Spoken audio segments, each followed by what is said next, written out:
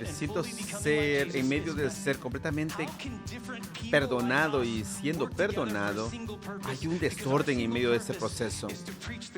Recuerden que nuestro propósito es predicar el Evangelio.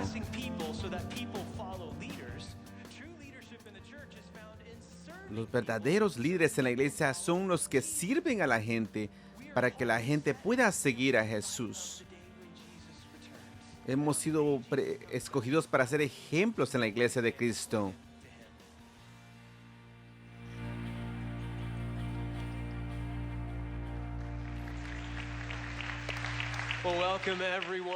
Bienvenidos a todos. Es hermoso estar con ustedes. Es un especial bienvenida a aquellos que están en línea o los que están en el patio, o especialmente WAC en español. Bienvenidos. Welcome. Mi nombre es John y si no nos hemos conocido antes, yo realmente estoy agradecido por el equipo de alabanza. Digámosle gracias por el trabajo que han hecho. Por las últimas unas semanas hemos estado en una serie juntos que se llama Gracia Desordenada y hemos estado aprendiendo juntos cómo Dios nos habla, le encanta dar gracia a gente como tú y como yo. Y hay una situación en la cual dice que si la iglesia está haciendo su trabajo, siempre van a haber cosas desordenadas, porque Jesús, él vino por una gente desordenada, gente pecaminosa. En Marcos capítulo 2, Jesús dijo, no los sanos los que necesitan el médico, sino los enfermos. Y yo no he venido a llamar a los justos, sino a los pecadores.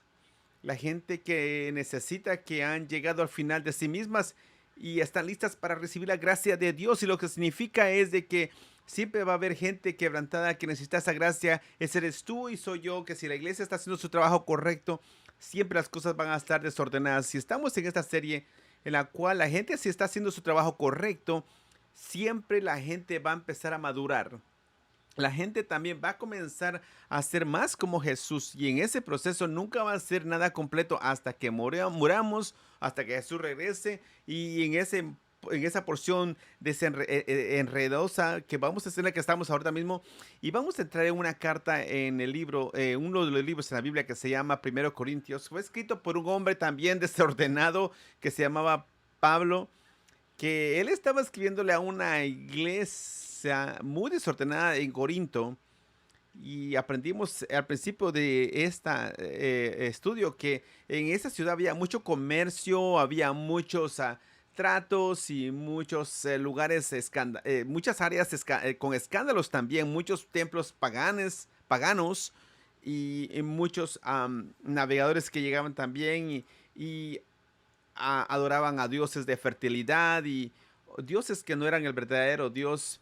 Y tenían un dicho que le decían corintiazo, o sea que actuar como un corintio, o sea, ya había una fama de las personas que vivían en fama, o sea que decían que Corinto era como decir, como Los Ángeles o como Las Vegas en un tiempo antiguo.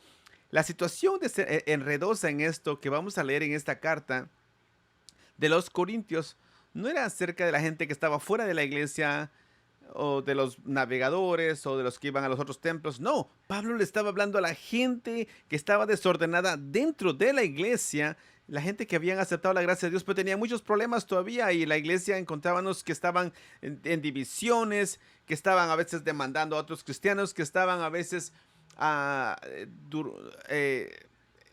queriendo superar más a las personas que estaban en sus superiores o quizás que decían que no había resurrección. Yo sé que a veces en nuestros días habían infamamente que demandaba a la gente en la misma iglesia. Es lo que dice Pablo en el 1 Corintios 5:12. Dice, ¿qué negocio tenemos que hacer juzgar a las personas que están fuera de la iglesia? Y nosotros decimos, no tenemos nada que ver con ellos. Es lo que de lo que estamos dentro de la iglesia. Yo me siento responsable de dirigir acerca del error que tengo dentro de mí y en mi iglesia. Y es lo que vamos a ver en la Biblia el día de hoy, Primera de Corintios capítulo 5. Si no tienes tu Biblia, no te preocupes, va a estar aquí en su pantalla. Y en este pasaje vamos a aprender juntos que tú no estás llamado para ignorar los aprietos que las personas están pasando en la vida, sino que para que puedas unirte con ellos, ayudarles, o sea, cuidarse uno al otro cuando las cosas se ponen desordenadas, o sea, venir junto a otro y ayudar a cargarlas, a llevar las cargas difíciles que están pasando unos con otros. Y aquí está la última que a muchas personas no les gusta, que es confrontarnos uno con otro en un desorden que esté sucediendo. Yo sé que muchos de nosotros no disfrutamos esa parte y eso es lo que esta sección de la carta está diciendo. Y antes de que leamos esto, quiero señalarles que muchos de ustedes les encanta confrontar a mucha gente. Ya sabemos quién tú eres porque tú lo haces, nos lo haces a nosotros todo el tiempo, pero para la mayoría de nosotros yo creo que operamos en nuestra cultura que tú, tú te encargas de ti, yo me encargo de ti y todos vivimos en armonía, ¿verdad? Y el problema es de que en una familia desordenada que se llama la iglesia, cuando tú te encargas de ti, yo me encargo de mí, eso no causa armonía, no es lo que requiere el amor. El amor requiere que tú te acerques a alguien con humildad, con cariño, cuando las cosas se ponen desordenadas. Y esto es realmente, especialmente verdadero, cuando alguien causa daño a otras personas dentro de la iglesia o fuera, no fuera de la iglesia. Es lo que estaba pasando en 1 Corintios capítulo 5. Cuando yo comience a leer, en un momento vas a decir, este es un pasaje muy raro que vamos a leer. Esta es una de las partes que a veces cuando tú empiezas a estudiar una carta, un libro de la Biblia, quizás los quieres evitar, pero si esta es tu primera vez, lo siento, por favor regresa. Pero Pablo va a dirigirse acerca de una situación que está muy difícil, que muchos comentadores dicen que esta es una parte más difícil de la Biblia, que esta es uno de los pasajes más difíciles del Nuevo Testamento. Pero aquí está la meta, es para que nosotros podamos entender de nosotros cómo podemos confrontar a alguien con cariño y humildad cuando las cosas están desordenadas. Y propósito, cuando dice a alguien aquí, es a alguien que sigue a Jesús, no es alguien que está fuera de la iglesia, es un hermano o hermana que sigue a Jesús. Y cuando hablamos de confrontar, no estoy hablando acerca de juzgar a alguien o el corazón de alguien o sus intenciones. Esos son solamente entre ellos y Dios. Eso no es el corazón de ellos. Es cuando veamos las acciones que son destructivas o que están lastimándoles a ellos o a otras personas. Vamos a comenzar en 1 Corintios capítulo 5, versículo 1, y Pablo dice, es ya el dominio público que hay entre ustedes un caso de inmoralidad sexual que ni siquiera los paganos lo toleran, a saber que uno de ustedes tiene por mujer a la esposa de su padre. No estás contento que viniste hoy. Y Pablo habla acerca de esto, habla acerca de una situación muy desordenada que era muy dolorosa en esos días. Y lo mejor que podemos decir que era un hombre que había comenzado una relación con su madrastra. Y algunos detalles que quedan en el aire porque qué exactamente estaba sucediendo realmente. No estamos seguros si su papá había fallecido y que esta era su madrastra con la quien él se estaba casando. No estaba seguro si el papá todavía estaba vivo y él se la había robado de su papá. Francamente, no podemos, o sea, no podemos decir de que esa era tampoco su mamá biológica. Pero solamente quiero dirigir la pregunta, decir, ¿es esto común en el mundo antiguo de Corinto? Recuerde que Corinto era que lo que una ciudad en donde todo se valía y había todo tipo de actividades, lo que tú querías y aunque no fuera tu esposa, pero este hombre estaba con la esposa del papá en una cosa que estaba sucediendo muy común en el mundo antiguo. Pero Pablo escribe y dice, ustedes tienen algo entre ustedes que los paganos, o sea, la gente que estaba fuera de la iglesia, ni siquiera toleraban ellos. Este era un tipo de comportamiento que la gente afuera de la iglesia, sus cejas se levantaban tan grandes por esa situación. En el mundo antiguo, ellos lo tenían prohibido. Sabíamos que en la ley de los judíos, en el Antiguo Testamento, los israelitas, ellos tenían órdenes estrictas acerca de esto. En Levíticos, capítulo 18, dice, no deshonrarás a tu padre teniendo relaciones sexuales con tu madre, no lo hagas porque es tu madre. Y luego, pues, lo que te estoy diciendo, o sea, no tendrás relaciones sexuales con la esposa de tu padre porque sería como tenerlas con él. Muchos problemas que estaban pasando allí en ese tiempo, pero lo que está señalando aquí que hay una idea de deshonra en la cual estabas rompiendo una intimidad en matrimonio, o sea, en la cultura en la cual les estaba escrito en el antiguo Oriente era una cultura de vergüenza, de honor. ¿Y qué puedo hacer eso que podía avergonzar realmente a toda mi comunidad? Tienes gente como personas como Platón, que él decía era como una ley no escrita, que no haces tal cosa. Eso sería algo totalmente horrible. También teníamos afirmaciones como de Cícero, que él decía que esta era una acción reprensible que podía causar que para que ellos estuvieran, no hubieran más, nada más de su unidad, pero era algo totalmente pecaminosa. O sea, que decían, lo que sucede en la recámara no es el negocio de nadie. Pero este hombre cruzó la línea y todo el mundo ya fuera de la iglesia lo sabía. Vean una vez más en el versículo 1, Pablo dice, es actualmente reportado de que esto está sucediendo, pero esto actualmente en griego significa holos, que pues está traducido a, o sea, a la anchura, o sea que ya todo el mundo lo sabe. Pablo está diciendo esta carta, está escribiendo esta carta en Éfeso, que ya estaba a 354 millas de Corinto, y lo que está diciendo es de que la palabra se ha regado entre todo el territorio y es una situación muy alarmante. Yo sé que es naturalmente para mucha gente que dijera, ¿cómo es que este hombre podía hacer tal cosa? Pero esto es lo que ustedes necesitan saber. Conforme estudiamos este pasaje, Pablo no está haciendo la pregunta, ¿cómo es que hombre podía hacer tal cosa? Sabemos que la iglesia está desordenada, la gente estaba haciendo cosas desordenadas, pero Pablo no estaba sorprendido por eso. ¿Sabe por lo que estaba sorprendido Pablo? Cómo la iglesia estaba respondiendo. Y la gran pregunta es de que cómo tú puedes estar orgulloso cuando este hombre está haciendo tal cosa. Vean el versículo 2 y él dice, y este hombre está durmiendo con la esposa de su mamá y tú estás orgulloso de esto, tú estás orgulloso de lo que está pasando. Lo que más me preocupa es de que no es lo que las acciones de este hombre, sino qué tan locas son y lo que el mundo sabe, pero la manera como tú estás reaccionando, tú te sientes orgulloso de eso, te ensanchas de eso. No podemos decir realmente si estaban orgullosos a pesar de las acciones de este hombre, o sea, diciendo, oh, estamos siendo basado en nuestro conocimiento bíblico y no nos importa lo que el hombre allá está haciendo, sino que es posible, pero ellos quizás estaban orgullosos de las acciones de este hombre. ¿Cómo podían estar orgullosos de eso? Y nos damos cuenta que en el siguiente capítulo, que este es un grupo de cristianos que estaban orgullosos de su libertinaje en Cristo. Los cristianos estaban libres de las leyes de los judíos, pero muchos lo llevaban al extremo y decían que la iglesia, la gracia nos permite hacer lo que sea. Y lo que dice en el versículo 12, dice, tú puedes estar libre de hacer todo lo que quieras, pero realmente no todo es bien para ti, todo me está permitido, pero no dejaré que nada me domine. En el mundo antiguo hay una idea eh, muy común que decía que depende de lo que decían los filósofos, lo que no importa lo que haga con mi cuerpo, pero no me va a afectar a mi espíritu. Pero Pablo dice, los alimentos son para el estómago y el estómago son para los alimentos. Así es de que es cosa del cuerpo. Pero esto es verdad para algunos de ellos, pero realmente ah, dice, y así es, y Dios los destruirá a ambos, pero el cuerpo no es para la inmoralidad sexual, sino para el Señor y el Señor para el cuerpo.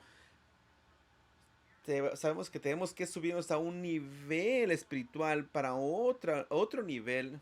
Así de que podemos hacer cualquier cosa porque estamos bajo la gracia. No sabemos si a pesar de todo eso ellos lo toleraban, pero Pablo decía, hoy estoy sorprendido por lo que ustedes están permitiendo. ¿No deberían ustedes estar en dolor con esa persona y, y ver estar en luto por lo que ese hombre está haciendo, lo que está haciendo a esta mujer, lo que está haciendo a toda la comunidad?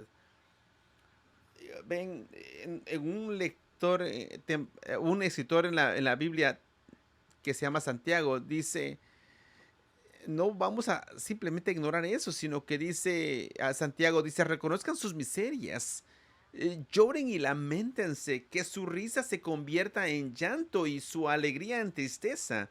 ¿Por qué? Porque cuando se humillen delante del Señor, Él los exaltará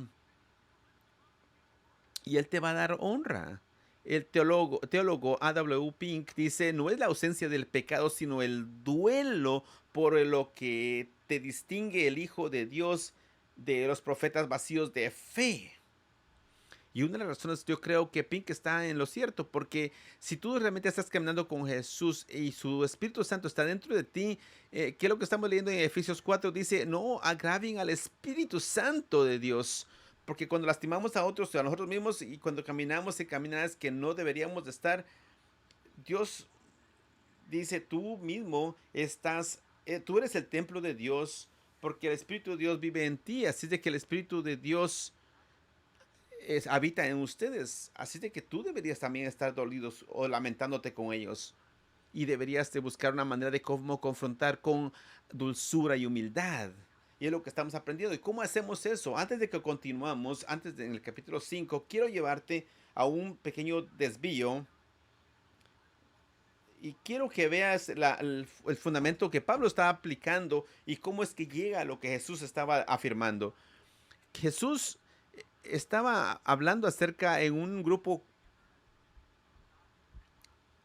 a quien él estaba formando y cómo él estaba enseñándoles prácticamente cómo tratar en el pecado o en desórdenes de este tipo. Y esto está encontrado en Mateo 18 y aquí está, quiero caminarlo con ustedes lo que dice Jesús. Dice, y Jesús dice, si su hermano o hermana peca, y quiero marcar un hermano o hermana, alguien que es un seguidor de Jesús, no está hablando a alguien como su vecino, alguien que no sigue a Jesús o su compañero de trabajo, alguien que tiene una diferente fe, alguien que comparta la misma fe que Jesús y ellos tienen pecado, vayan y señalen su pecado entre ustedes dos. Paso uno. Alguien que está realmente pasando un momento desordenado, ve directamente a esa persona. Y quiero hacerlo claro en el 2021, o sea, cara a cara. No le manden un texto, un email, no. Una tercera persona para como mediador, no lo manden no lo posteen en Facebook. Primero, ve directamente. Y segundo, dice, ve en privado entre ustedes dos. Y Jesús dice, y si ellos te escuchan, has ganado uno al otro, o sea, han reconciliado entre tú y entre él y Dios. Y no es el asunto de estar correctos, sino que buscar una manera de estar reconciliados y estar unidos. Y si ellos te escuchan, esa es la ganancia. La restauración es la meta y por eso es que hacemos la confrontación. La iglesia es famosa por condenación. Esto se trata de restauración, dice Jesús. Pero Jesús, ¿qué tal si no funciona? Pero si no, lleva contigo uno o dos más para que todo asunto se resuelva mediante el testimonio de dos o tres testigos. En otras palabras, si no te escuchan a ti, llévate a uno o dos personas sabias de la iglesia contigo, personas que te importen a ti o que le importen a esa persona y comuniquen con ellos. Yo creo que esto es muy práctico porque, número uno, algunas veces nosotros no comunicamos muy bien como nosotros pensamos y hay otras personas que posiblemente hay otras personas que así comunican mejor y sea más claro. Y a veces tú y yo no escuchamos bien como deberíamos de escuchar.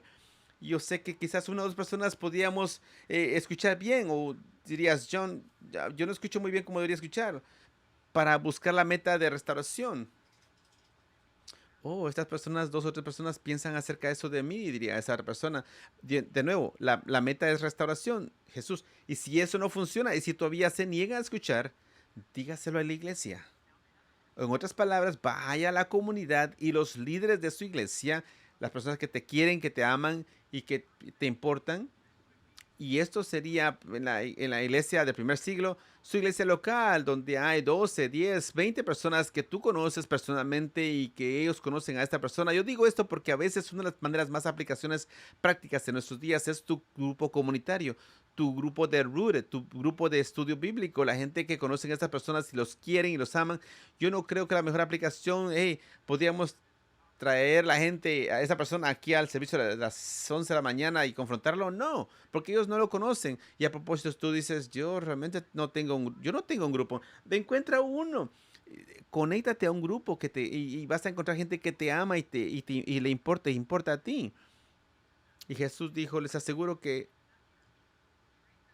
trátenlo como ustedes, si ellos están en rechazo, trátenlo como un incrédulo o un renegado. o como un colector de impuestos. Pero Jesús respetaba a las personas que colectaban impuestos también. Y Jesús dice, tú respetas a esta persona, pero le vas a reconocer que esta persona no es algo que realmente está conectado en la iglesia o en la comunidad caminando como Jesús. Y Jesús dice en versículo 19, dice, además les digo que si dos de ustedes en la tierra se ponen de acuerdo sobre cualquier cosa que pidan, se les concederá, se les será concedida por mi Padre que está en el cielo, porque donde dos o tres se reúnen en mi nombre, allí yo estoy en medio de ellos. Y no que y no hagan ustedes en una oración donde dicen, donde Señor, sabemos cuando dos o tres están reunidos, aquí estás tú. No, no se trata de eso, se trata cuando hay de esas conversaciones difíciles donde confrontas a alguien que tú amas y un seguidor de Cristo y un diálogo desordenado. Y Jesús dice, cuando tú haces eso, nunca dudes que yo estaré ahí contigo. Jesús dice, yo no estoy levantando mi ceja o mi ceño por eso, o estoy avergonzado. Por favor, no digas eso. O quizá lo haces, pero lo que está diciendo ahí dice que ese proceso es desordenado. Él dice, estoy ahí contigo. Así de que toma el siguiente paso. Quiero resumir lo que realmente estamos hablando acá. Jesús dice que cuando hay una situación en la cual tú tienes que confrontarla, ve directamente con esa persona en privado, ve con una meta de restaurar a esa persona, y si eso no funciona, ve con ayuda de otras personas, y si eso no funciona, ve con personas que son influyentes en la iglesia, y quizás podrás hacer todo eso y no tienes el poder de cambiar el corazón de una persona, pero tú vete con la confianza de que yo puedo cambiar, yo estaré contigo porque yo puedo hacer algo allí. Veamos lo que dice en el Evangelio de Mateo, dice, ve con corazón humilde y con cariño hacia esa persona. Pero vean, como dije en el versículo 2 de Mateo 7, dice, porque tal como juzguen se les juzgará, y con la medida que midan a otros se les medirá a ustedes.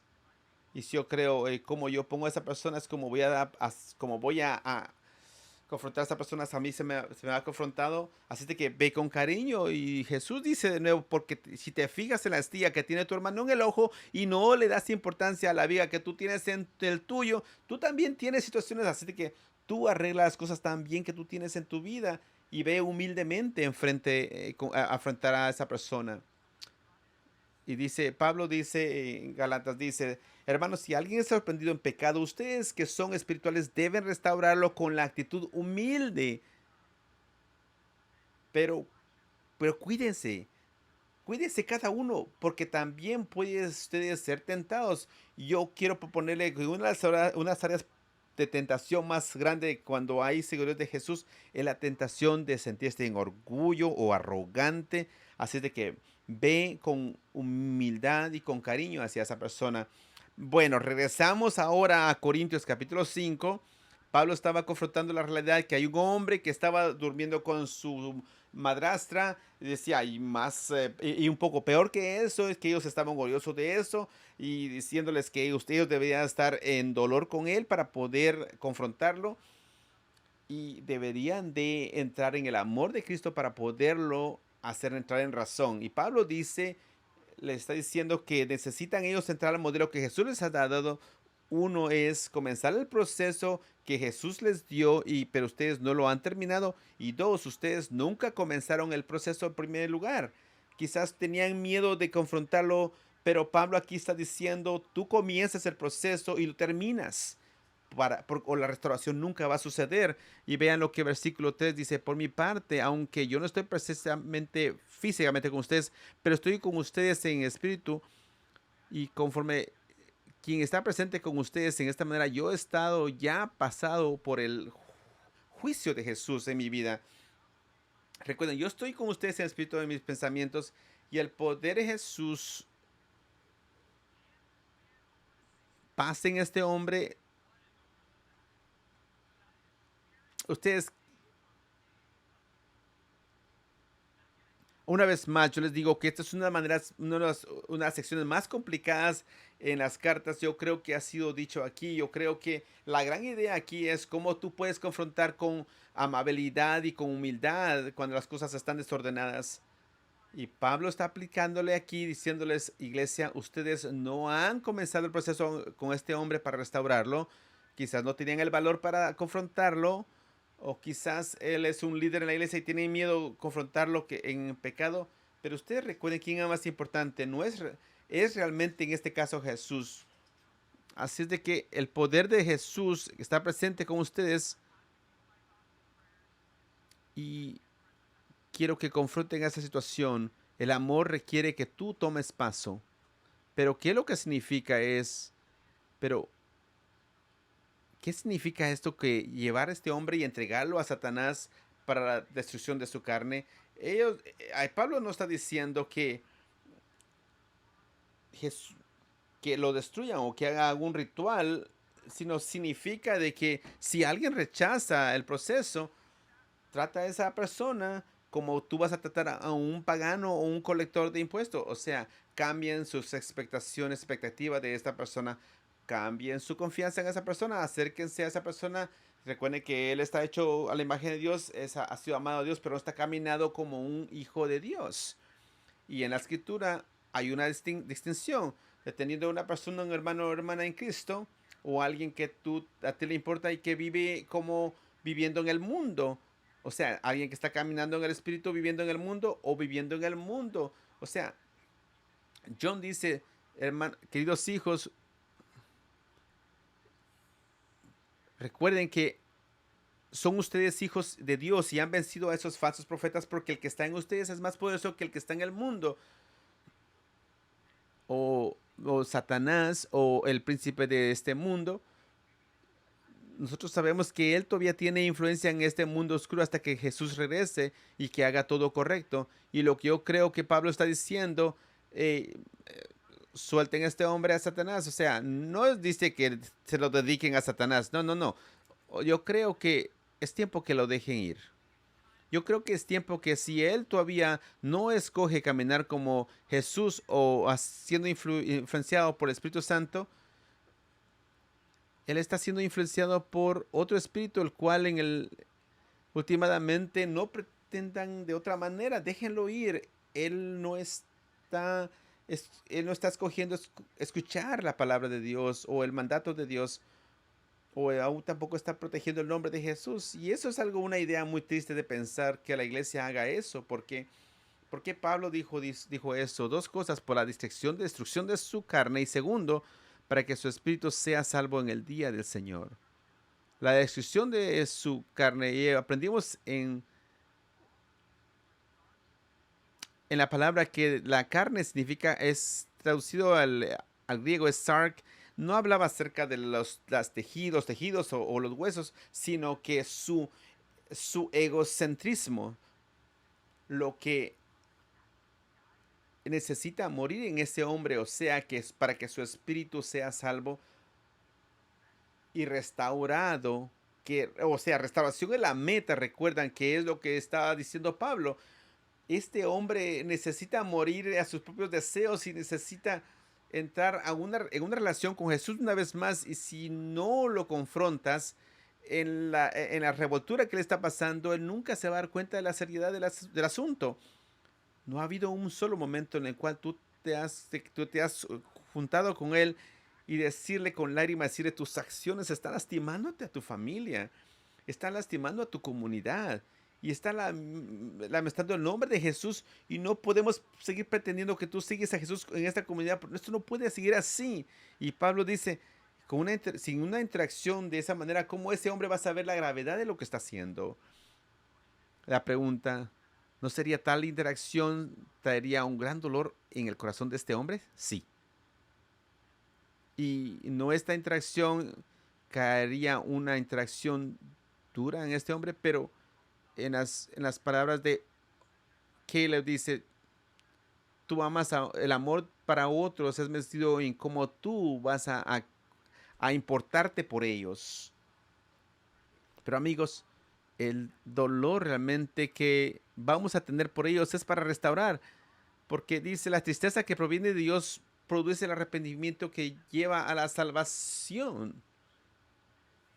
Y nunca vamos a arrepentirnos por ese tipo de dolor.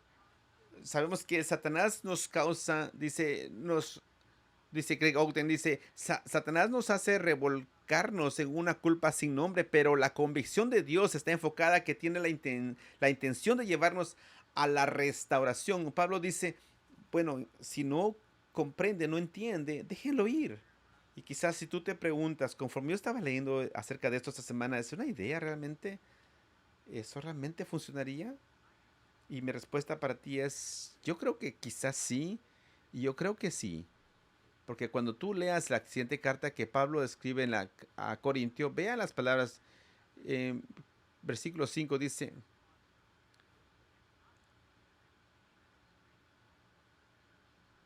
si alguno ha causado tristeza, no me ha causado solo a mí hasta cierto punto, y lo digo para no exagerar, se la ha causado a todos ustedes. O sea que ese mismo hombre que estaba siendo enfocado en este ejemplo, y Pablo continúa y dice, escuche lo que dice acerca de este hombre, dice en el versículo 6, dice, para él es suficiente el castigo que le impuso la mayoría. Ahora, dice, más bien, debería perdonarlo y consolarlo para que no sea consumido por la excesiva tristeza. Por eso les ruego que reafirmen su amor hacia él. O sea, este hombre quizás ha cambiado sus caminares, su caminar, porque ha sido confrontado con amor. Y Pablo dice, eso funciona. Han confrontado la situación la situación de su desorden, y él escuchó. Ahora perdónenlo, ámenlo, reafirmen su amor, y todo lo que dice a quienes ustedes perdonen, yo también les perdono. De hecho, que si había algo que perdonar, lo he perdonado por consideración a ustedes en presencia de Cristo, para que Satanás no se aproveche de nosotros, pues no ignoramos sus artimañas. O sea, alguien que ha hecho, digamos, algo totalmente desordenado, no es perdonable. No, eso no es cierto.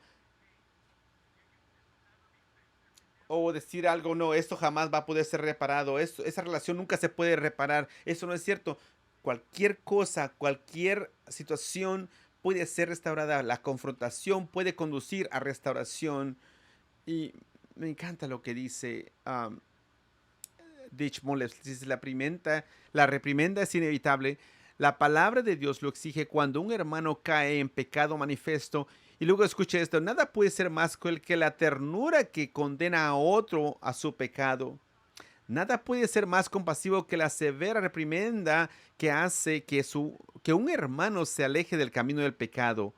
Es un ministerio de misericordia, una oferta suprema de comunión genuina, cuando no permitimos que nada más que la palabra de Dios se interponga entre nosotros, juzgando y rescatando. Que el amor de Dios el amor de Cristo sea el que confronte la situación. Yo sé que vamos a cerrar, pero quiero cerrar esto como lo más práctico que pueda. Yo sé que hemos aprendido varias cosas hoy, pero quiero cerrar con cómo es que vamos a hacer esto, cómo puedo confrontar con cariño y con humildad. Quiero darle 4 verdades que hemos aprendido hoy. Número 1, examínate a ti mismo primero. Primero, examínate cómo está tu salud espiritual antes de confrontar a alguien. Recuerda lo que dijo Jesús. ¿Por qué te fijas en la astilla de tu hermano en el ojo y no le das importancia a la viga que está en el tuyo? Así es de que estamos nosotros conscientes de nuestras condiciones personales. Recuerda que Pablo dice, cuídate a ti mismo.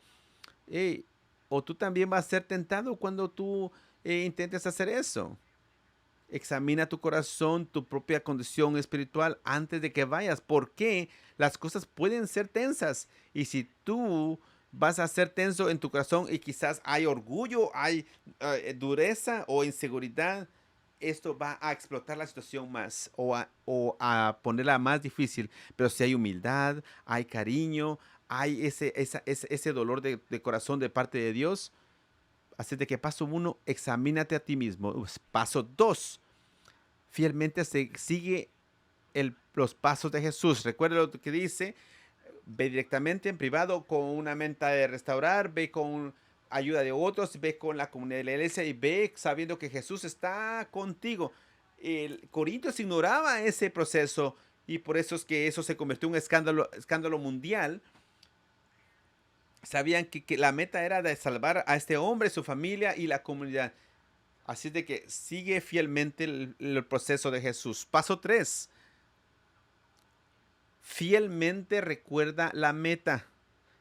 La meta es restauración, no es ganar un argumento, sino que es que tú vas a ganar cuando ellos han regresado con relación a la iglesia y una vez más de regreso a relación con Dios. Y recuerden, cuando ellos regresan, tú los perdonas, tú los confortas y les reafirmas el amor hacia ellos. Y recuerda que la meta es restauración. Diga esto conmigo, la meta es restauración. Díganlo conmigo. Y número 4, con valor confróntenlo porque Jesús está contigo. Recuerda que dice Jesús, cuando 2 o 3 están reunidos, yo estoy allí en mi nombre. Y no dice nada más una oración, una reunión de oración nada más.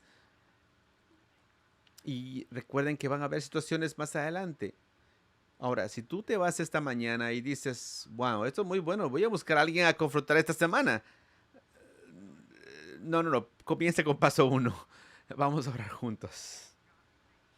Señor, te damos gracias, porque tú nos has amado, aunque nosotros estamos, Señor, quebrantados y a veces desordenados, Señor. Y, Señor, gracias porque enviaste tú a Jesús para confrontar el pecado en esa cruz. El día de hoy, Señor, estamos humillados delante de ti, Señor, porque estamos pidiéndote, Señor, que nos ayudes, que con humildad y con cariño vayamos a confrontar a nuestros hermanos, Señor.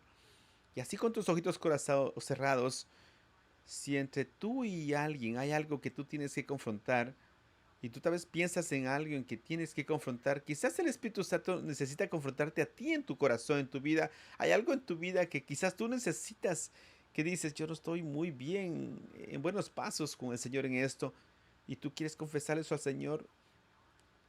Ayúdame, Señor, a ser honesto con algunas personas para que me ayuden, Señor. Señor, te entrego mi vida, Señor, para que tú la uses, para que traigas tu amor y tu paz, Señor, a este mundo. Señor, ayúdame, Señor, para que pueda estar en comunión con tu iglesia aquí, Señor. Y todos oramos en el nombre de Jesús. Amén. Si podemos orar por ti, mi hermano, hermana, tenemos un equipo de personas que van a estar orando aquí para ustedes y por ustedes. Así es de que tomen ventaja de esto y que Dios les bendiga